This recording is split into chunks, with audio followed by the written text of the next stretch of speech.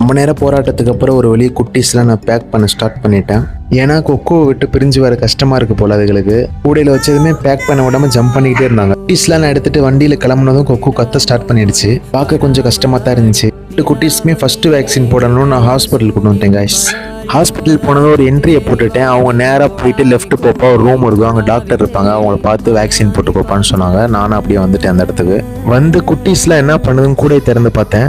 அவன் போல எட்டி பார்த்துக்கிட்டு இருக்கு. அதுக்குள்ளே டாக்டர் வந்துட்டாரு. அப்படியே ஊசியை போட்டுட்டு நானும் அந்த இடத்த விட்டு கிளம்பிட்டேன் கைஸ். ஸோ கொடுக்க வேண்டிய இடத்துக்கு கொண்டு வந்துட்டேன். அப்படியே வேக்சின் கார்டையும் மறக்காமல் எடுத்துக்கிட்டேன். ஏன்னா நெக்ஸ்ட் வேக்சின் போடும்போது அந்த கார்டு கேட்பாங்க. குட்டீஸ்க்கு புது வீடு பிடிச்சிருச்சுன்னு நினைக்கிறேன். போன உடனே நல்லா ஜாலியாக சுற்றிக்கிட்டு இருந்தாங்க. கொஞ்ச நேரம் குட்டீஸோட இருந்துட்டு அங்கே டெடின்னு ஒரு பீகிள் இருந்துச்சு, அதையும் கொஞ்சிட்டு அப்புறம் நான் கிளம்ப போகிறேன். ஸோ அதனால் குட்டீஸை பூரா ஒரு தடவை கொஞ்சிக்கலான்ட்டு கொஞ்சிட்டு இருந்தேன். கொஞ்சிட்டு நான் அப்படி கிளம்பிட்டேன். குட்டீஸை விட்டுட்டு கிளம்புனது கொஞ்சம் கஷ்டமாக தான் இருந்துச்சு. அப்படியே வீட்டுக்கு வந்து பார்த்தா அன்னைக்கு கொக்கோவும் சோகமாக இருந்துச்சு. அதை சமாதானப்படுத்த முயற்சி பண்ணிட்டு இருந்தேன்.